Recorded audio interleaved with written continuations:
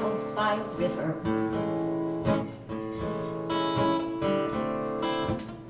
I rode my bike every day, trying to find a way to something bigger. My dad gave me my first guitar. I think he thought that I'd go far, but I went further than he ever hoped to see. I just lost the lyric. Now I'm sorry. Now I'm a small town girl in New York City. When I first set foot, my eyes were big and wide. Stepped off the train at Penn Station. I just crossed this whole damn nation. A suitcase and a guitar by my side.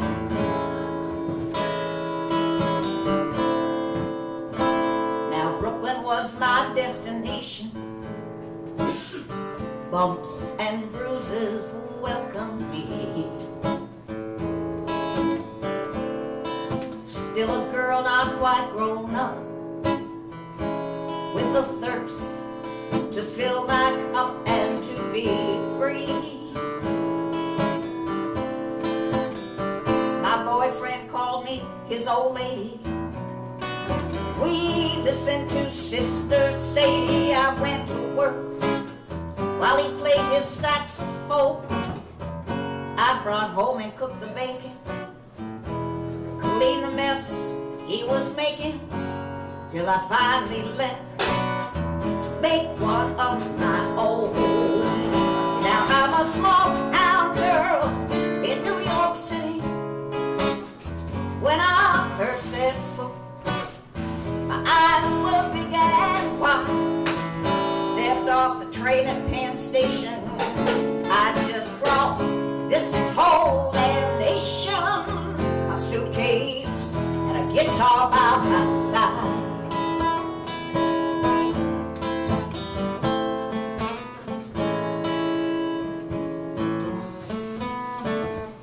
Now I'm still living here in Brooklyn. My closet's full of memories.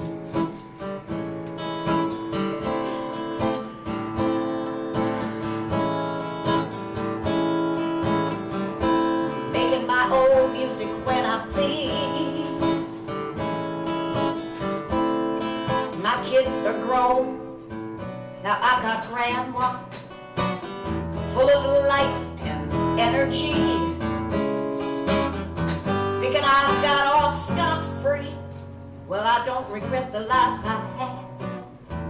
And growing old's not half so bad, so I keep living like I'm always gonna be a small town girl in New York City. When I first set foot, my eyes were big and wide. Stepped off the train at Penn Station. I just crossed this whole damn nation. A suitcase and a guitar by my side. I stepped off the train, Penn Station. I just crossed this whole damn nation, and I still got a suitcase and a guitar by my side.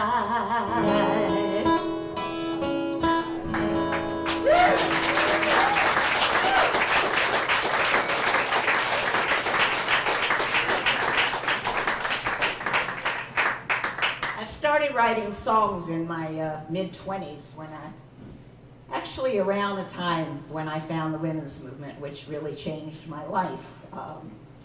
I stopped being a musician's old lady. I started thinking about who I am and where I fit in this world. And I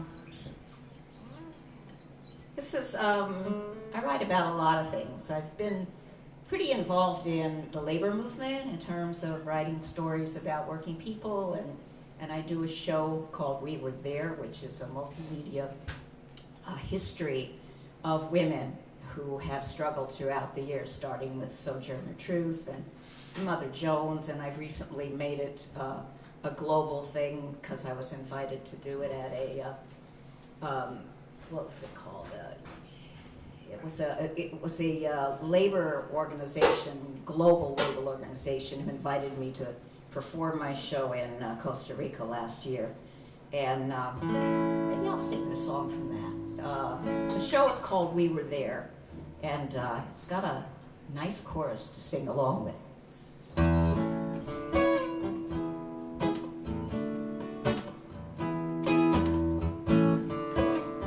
Starts out with words from Sojourner Truth. We have plowed and we have planted, we've gathered into bars, done the same work as the men, with babies in our arms. But you won't find our stories in most history books you read. We were there, we're still here, fighting for the things we need. We were there in the factory, we were there in the mill, we were there in the mines, and came home to fix the meals. We were there on the picket line, we raised our voices loud. It makes me proud just knowing we were there. From the textile mills in Lawrence to sweatshops in New York, from the fields in California where our children had to work, we fought to make a living. Bread and roses was our cry. Though they jailed and beat our bodies, our spirit never died. Sing with me. We were there in the factories, we were there in the mill, we were there in the mines, and came home to fix the meals. We were there on the picket line, we raised our voices loud. Makes me proud just knowing we were there. You can just sing the "We Were There." From the we were Polish, we were Irish, we were African and Jew, Italian and Latina, Chinese and Russian too. They tried to use our differences to split us all apart. On the page we fell together, taught the bottom of our heart. We were there in the factory, in the mill, we were there in the mines, and came home to fix the meals. We were there on the picket line, we raised our voices loud. Makes me proud just knowing we were there.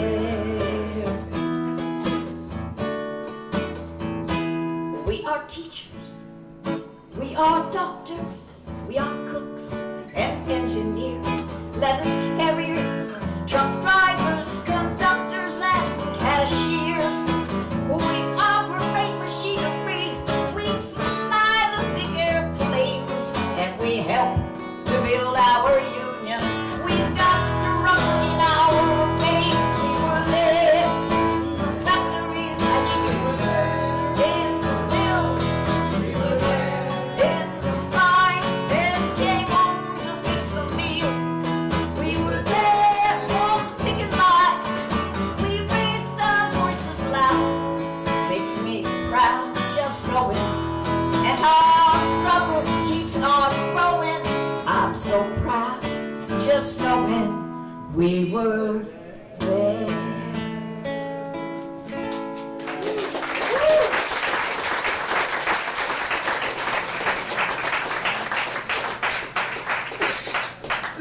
Actually, I wrote that song back in the 90s. This past year, I got an award from the ASCAP Foundation for it, which was pretty cool.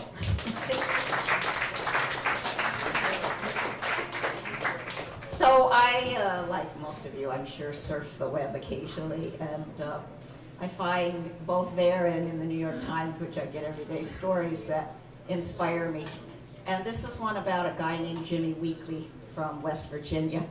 Jimmy was living on a mountain called Blair Mountain, which in U.S. history has quite a significance because it was the location of a pitched battle between miners and militia and U.S. troops who actually dropped bombs on the miners during their strike.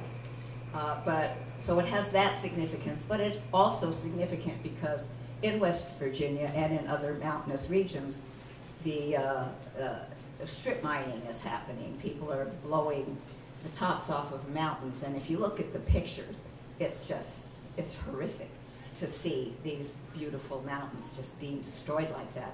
Well, Jimmy and his wife, Sibby, decided not to sell their land. I mean, the coal companies come in, they offer them thousands, millions of dollars to move. Jimmy refused to move, so this is his story. My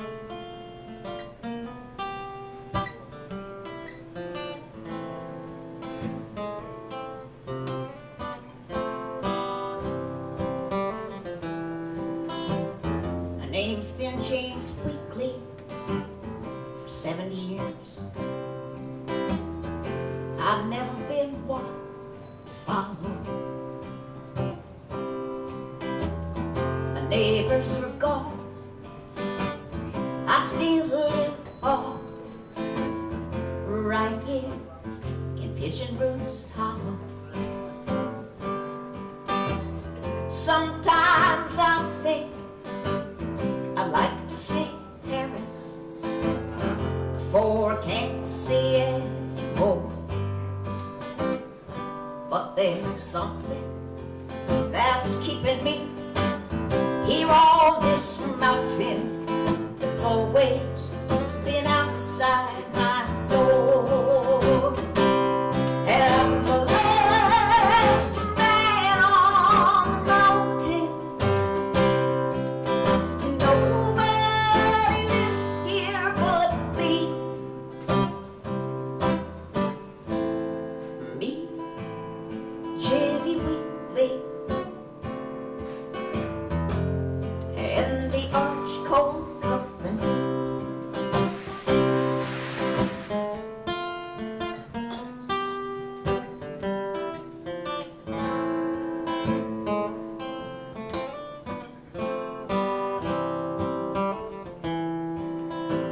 For 70 years, 48 years, we sat out on the porch, my wife, Sibby, and I. There was work in the mine, good and bad time. We managed somehow to scrape by. But then Arch Coal Company bought up the land to blow the top right off of Mount Blair. Well, dust and the noise finally forced us inside, but we told them we ain't going nowhere. Sing it with me, I'm the last. I'm the last man on the mountain. Nobody lives here but me. Nobody lives here but me. Me, Jimmy Weekly, and the Arch Coal Company. And the Arch Coal Company, yeah, they offered us money like everyone else. Thousands of dollars to sell, but you can't put a price on the footprints we've left here on this mountain we love so well. Well, now Sibby's gone, but I'm staying on. It's lonesome without my best friend, but it starts my heart burning, thinking there's no returning to Pigeon Roost Hollow again. And the only thing standing between the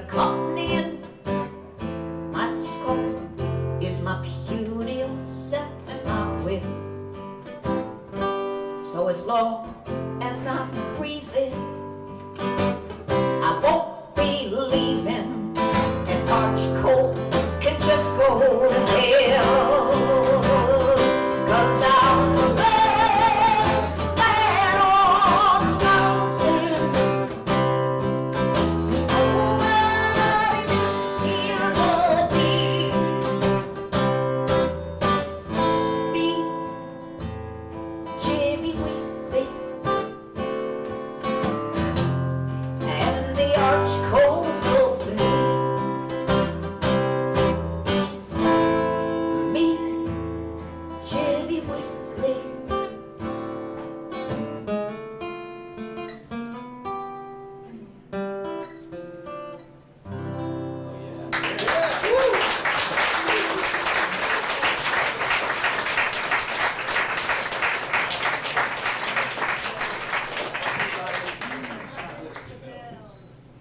Well, after I wrote that song, I made a video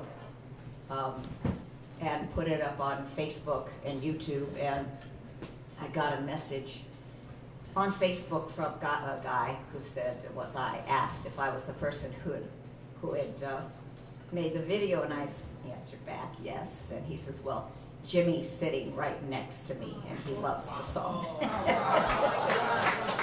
like, unfortunately, he died last year. I think he was about 76, 77 by then, and I don't know what's happened, but there He never left, right? Huh? He never left. Awesome. Yeah, and he actually became an activist, you know, in the process of trying to protect the mountain, and other people joined him, you know, because the other thing the guy said to me, he said, and we want you to know Jimmy wasn't alone, so I'd already written the song, I couldn't change that. I'm going to tell you another story, and this one is from the point of view of a sewing machine.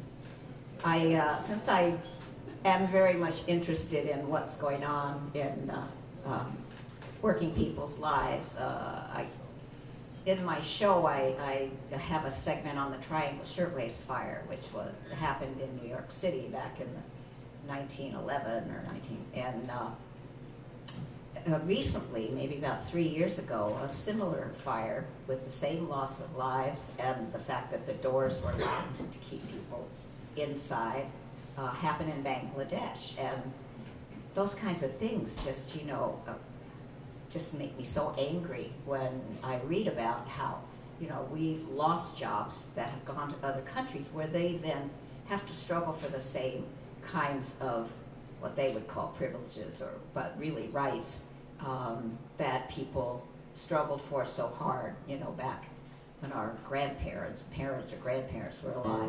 So I wanted to tell the story in a way that, not from my point of view, but of course my point of view's in there, but I decided the most unifying story I can tell is from the voice of a sewing machine.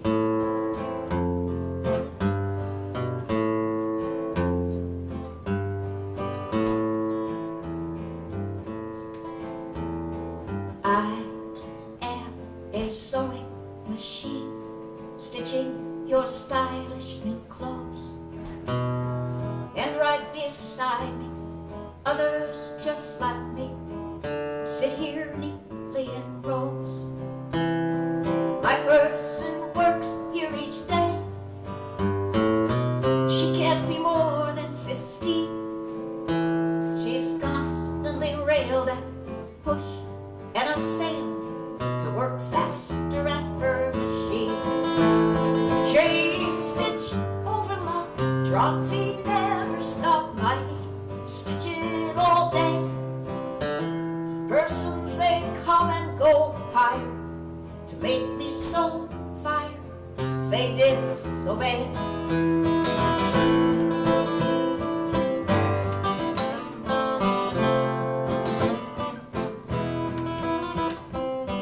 Sometimes she makes a mistake or answers to her body's need. They start to yell at her, make it hell for her, tell her she's is worth less than me. Sometimes one of us breaks down. We all have limits, you know. Me, they fuss over, fix, make over her. They simply let go. Change, stitch, overlock, drop, feed, never stop, mighty, stitch it all day. Persons, they come and go, hired to make me so fired. They disobey. My bobbin spins around, the needle up and down, flying too fast for the eye. Fabric is guided by fingers so small, till I hear a painful cry. I am a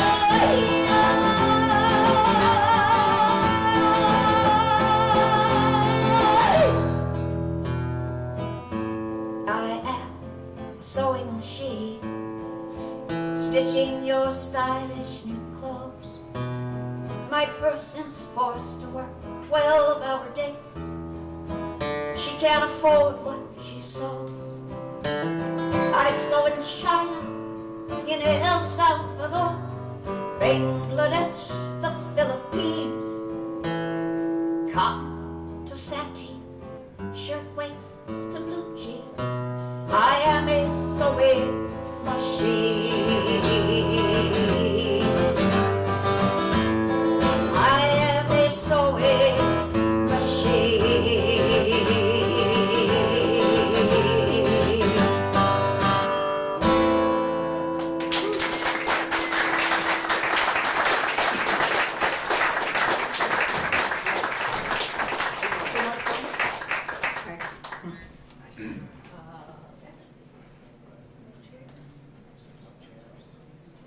You want to sing a little?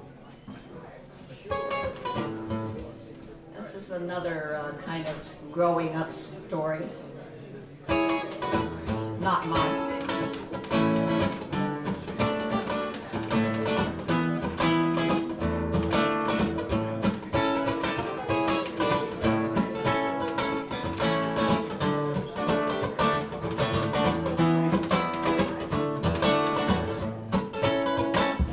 When I was 10 years old, my family took me on a ferry ride. As we docked on Ellis Island, a sign was welcoming me.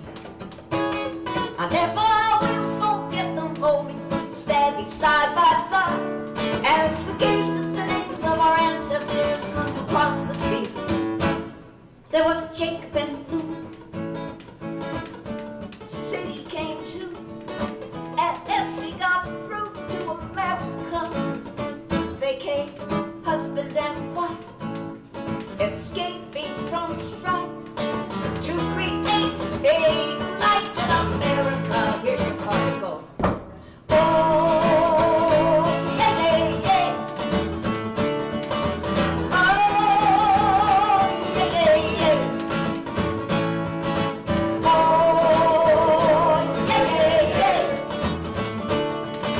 Oh, yeah, yeah, yeah. On the block where I grew up, we all played hopscotch and stickball. We had parents working hard to build the American dream, where you could smell the pickled herring and pork sausage in the hall. And though everyone spoke their own language, in one voice we cried, ice cream. We'd laugh and we'd play with Clancy and Faye, Sophia and Jose in America. We were Swedes and Russian Jews, Irish, Italians too, and immigrants too in America. Then we grew up and we moved away.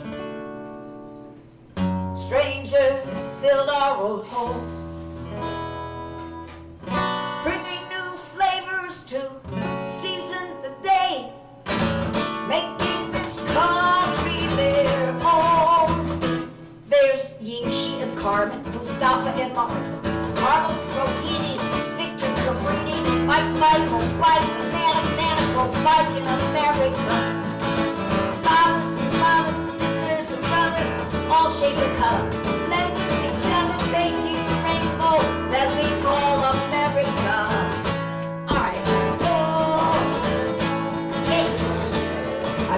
my voice.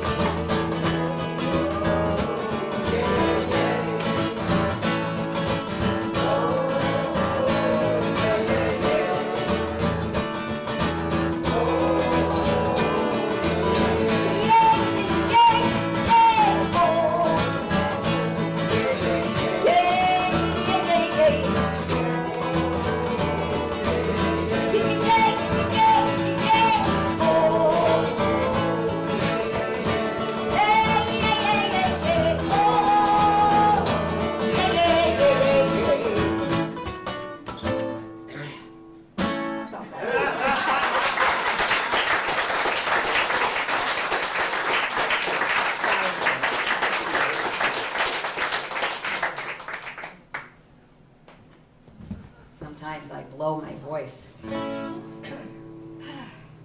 Okay, this is a song that's not mine. I'm going to close with it. It's called National Anthem, Arise, Arise, and it was written by this incredible young songwriter named Jean Rowe, and you spell her name R-O-H-E. I really invite you all to look her up on the internet. She's just one of the most innovative, conscious, and wonderful person. She wrote this song, and it was kind of knocked me off my chair listening to it because it says so much in such a short period of time. And you're going to have to help me sing this one too. It has a chorus. I'm counting on you. Okay. Oh, I should say, this is on my new album, as is the Sewing Machine song. My album is called It's Personal, and the Last Man on the Mountain is on the, one of the other albums, and there's a We Were There CD there. You can also check it out, and other places I'm playing. And thank you very much, Barry. It's been a pleasure. Atlantic and Pacific flow, the Great Lakes, the Gulf of Mexico, the land between sustains us all, cherishing our tireless call.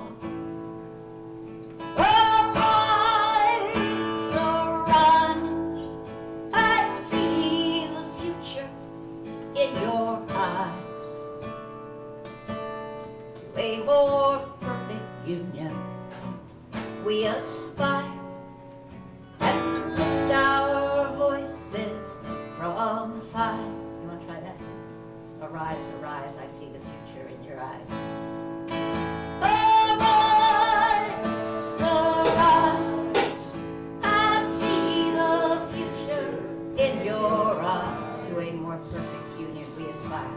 To a more perfect union we aspire, and lift our voices from the fire, and lift our voices from high. We reach these shores from many lands. We came with hungry hearts and hands. Some came by force, some by will. The auction block with a darkened mill. Arise, arise, I see the future in your eyes. A more perfect union we aspire, and lift our voices from high. We die in your fields, in your factories. Strange fruit hanging from the poplar trees. With an old coat hanger in a room somewhere. A trail of tears, an electric chair. Arise, arise, I see the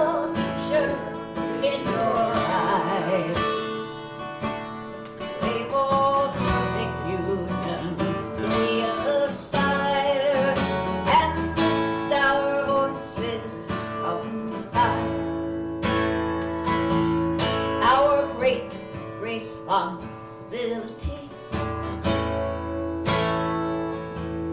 to be guardians of our liberty.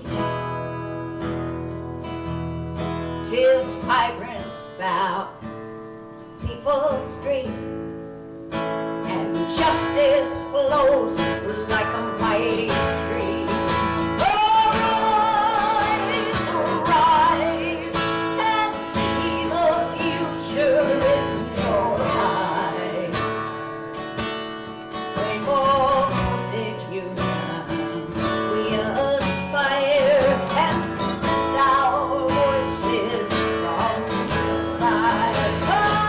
Arise, arise, and see the future in your eyes. A more perfect union we aspire, and our voices on the fire.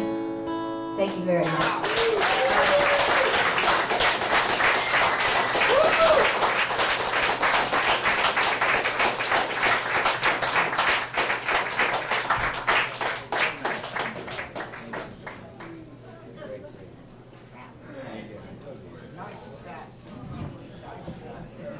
Let's hear it one more time for Bev Grant.